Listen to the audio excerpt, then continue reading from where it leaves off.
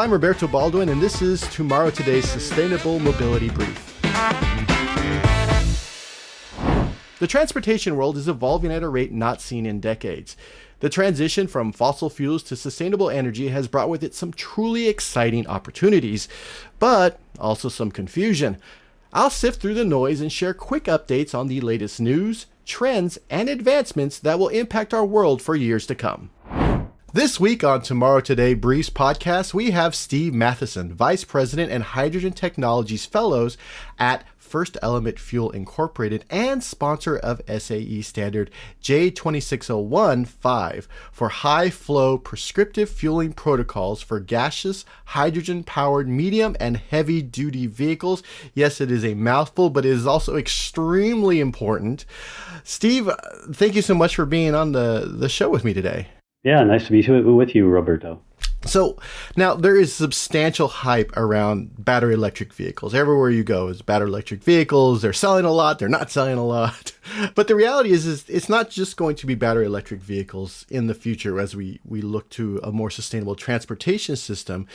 Hydrogen will likely play a key part in our future, especially in the shipping industry. Can you sort of expand on why large trucks and medium-sized trucks, well, for them, it's probably ideal that hydrogen is used for their propulsion systems? Sure.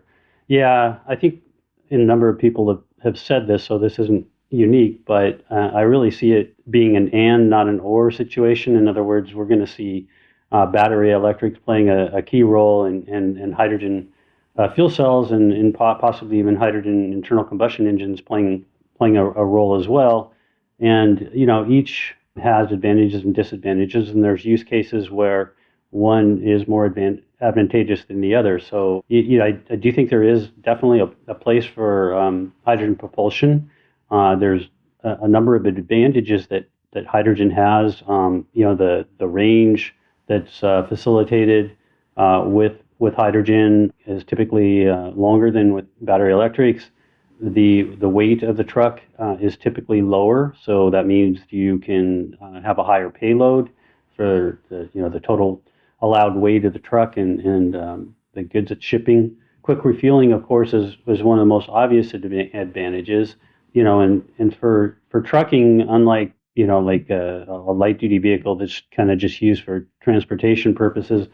Time is money when you're running a commercial operation. So, quick refueling can really play an important,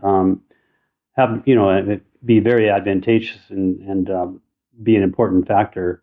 Also, we're moving towards autonomous vehicles, and I think that also the quick refueling will will have an advantage in that arena as well, just because you're spending more time with the vehicle in operation and less time actually having to fuel the vehicle.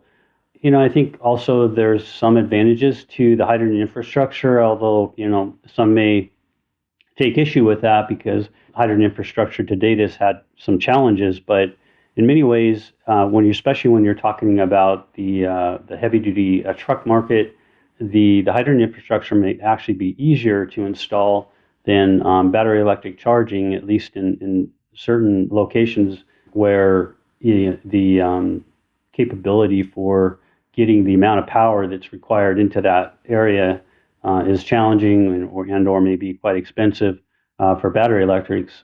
Hydrogen has its own set of challenges, but I think that there may be some advantages there.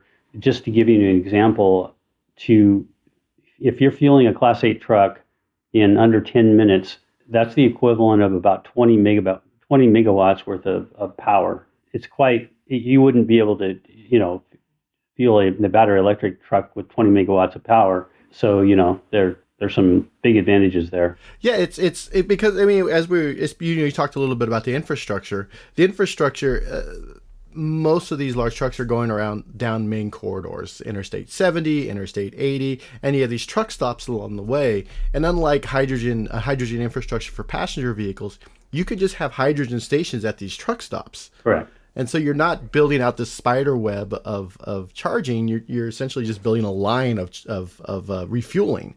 And especially as we move towards battery electric vehicles, for passenger vehicles, if you have passenger vehicles and large trucks and, at some point, it's difficult to get that much power to an area. And I think when I travel, I will stop at a truck stop because there's a lot around. And so if everyone stopped at the exact same place and they're all using electricity, it seems it's going to be tough, especially for like rural areas.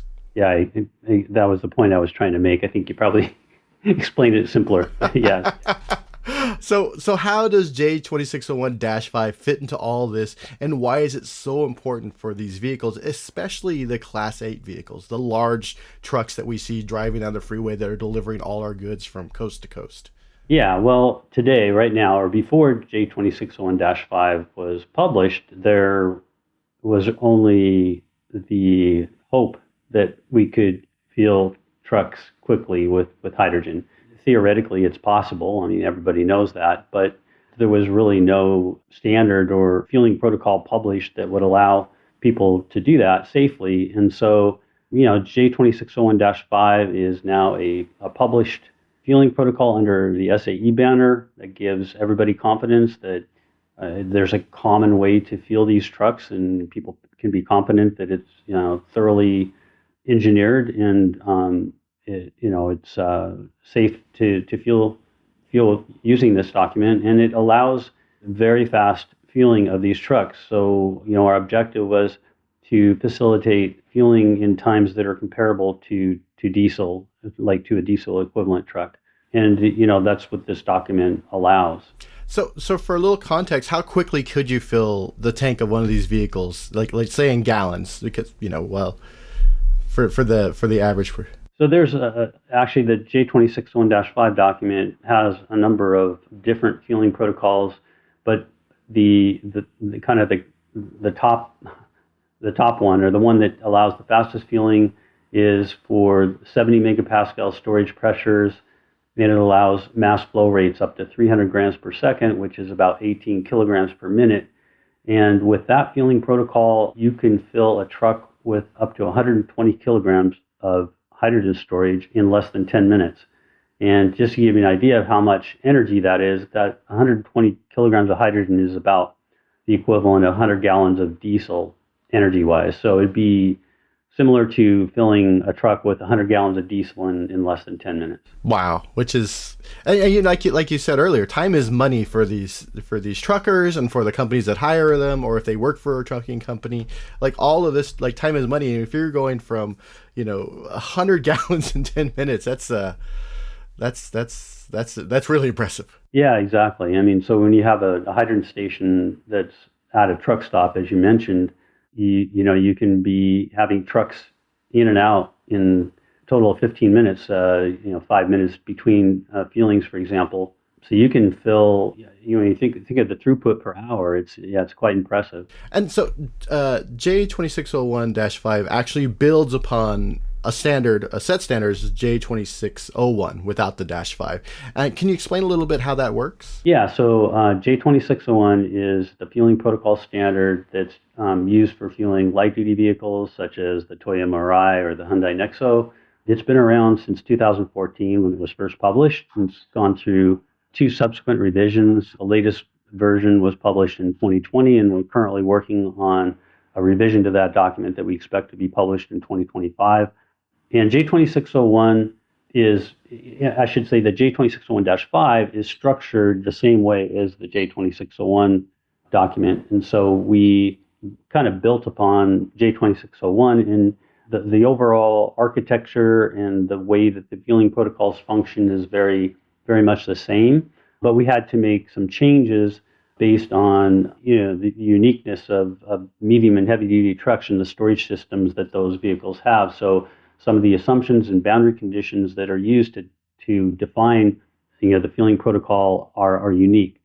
And especially there is a fueling protocol named MC Formula in both the J2601 and the J2601-5, and it's a dynamic fueling protocol. In other words, it adjusts the fueling rate dynamically during the fill. It's using real-time inputs, mainly ambient temperature and the hydrogen delivery temperature, the temperature of the gases dispensed into the vehicle. And it's then making calculations to determine how fast you can safely fuel that vehicle. And so that's that MC formula fueling protocol is used in both documents. Cool. And so, yeah, I'm assuming you have a lot of stakeholders in this. You have to, you're dealing with the fueling companies. You'll have to deal with the trucking company, the folks who are making these vehicles. Likely, I guess, the tier one suppliers. Like, where is everyone in this? Where are you in this? Are you speaking to them already? Are they giving you information? Are they sharing information on what they need? Like, how is that all coming together?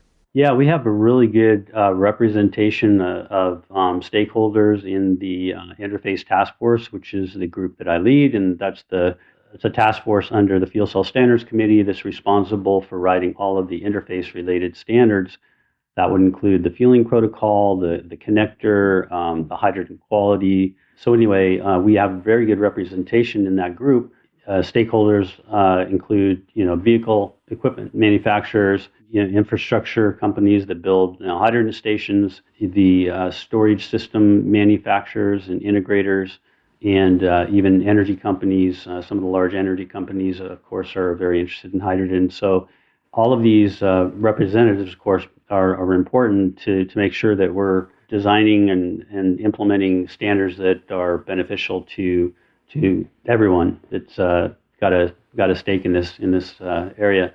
So it took us about 2 years of development to get the J2601-5 completed, and it was just published at the end of February of this year, so it's brand new. We initially published it as a technical information report, which is not to the same level as the standard, and this is mainly just because the fueling protocols were designed and developed using computer simulations, and that allows us to cover all potential scenarios. It's almost impossible to conduct testing, the required testing to do that. So we use computer simulations, and it's the same approach that we use for J2601. So we have full confidence in the approach that we use.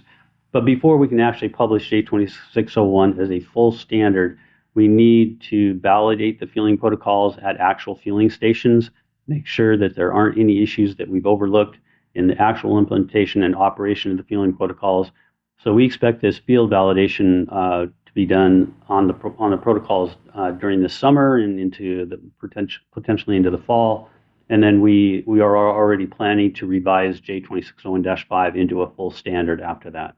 And so, there aren't a lot of large hydrogen trucks out there yet, so it's good. But it seems like you're getting ahead of what's coming. Is that what do you see in the next few years? Is this something 5 years from now that we'll see Class 8 trucks that are able to refuel this quickly, or does it take a little bit longer because you have to have the standard, then everyone has to implement it, and there's a lot of moving pieces. Yeah. So just to be clear, that all the pieces are in place currently to fuel trucks safely, but the current components that are available and the fueling protocols that were published prior to the J2601-5 don't allow the very fast fueling that I've been talking about. So it's not like we have to wait for that to happen. It's more likely to transition to the faster fueling over the next, say, 5 years.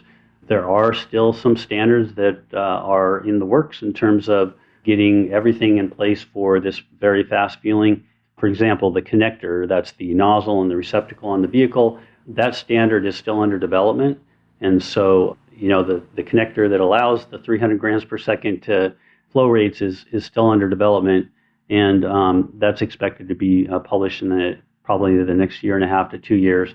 So as with J2601-5 being transitioned to a standard and the connector standard being published in the near term, I would expect the vehicles to start transitioning to putting in the components that allow for the fast filling, the hydrogen infrastructure to be implementing station designs that allow for the fast filling over the next 5 years.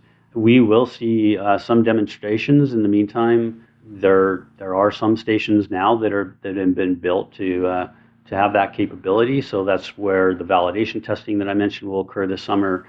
Likewise with the trucks, there are prototypes out there that can accommodate these fast flowing rates, but it probably won't really kick into high gear until we'll start to see it in maybe 4 to 5 years. and then I think it will really advance quickly from there. So, yeah, I see a really strong growth curve over the next, say, decade, with even the next 5 years being a very strong. We'll see strong growth in this area in terms of both the hydrogen infrastructure and the vehicle rollouts. Awesome. That's great. You know, I've been a big proponent of the, when it comes to hydrogen, like that large, like Class 8 vehicles. It makes the most sense. But I never thought about the fueling and like how fast they had to fuel. I was just like, oh, I guess it's fine. It just comes out. Yeah, no, that's a good point. I mean, it like I said before, it's everybody knows that hydrogen has this potential, but to actually implement it, there's a lot of details that have to be worked out, and so that's what our role is. Thank you so much, Steve, for coming on to the podcast. I really appreciate it. I really do look forward to seeing more and more Class 8 vehicles on the road being powered by hydrogen in the next 5 to 10 years. Yeah, me too. I think it's going to be a very exciting decade ahead. Really appreciate you inviting me onto the podcast, Roberto. Thank you very much. For more information about the evolution of sustainability, head on over to sustainablecareers.sae.org. There you can read about how the new Mercedes e-Sprinter electric delivery van will be a force for creating jobs in the United States. Be sure to subscribe and listen every week on your favorite podcast platform. SAE International makes no representations as to the accuracy of the information presented in this podcast. The information and opinions are for general information only. SAE International does not endorse, approve, recommend, or certify any information, product, process, service, or organization presented or mentioned in this podcast.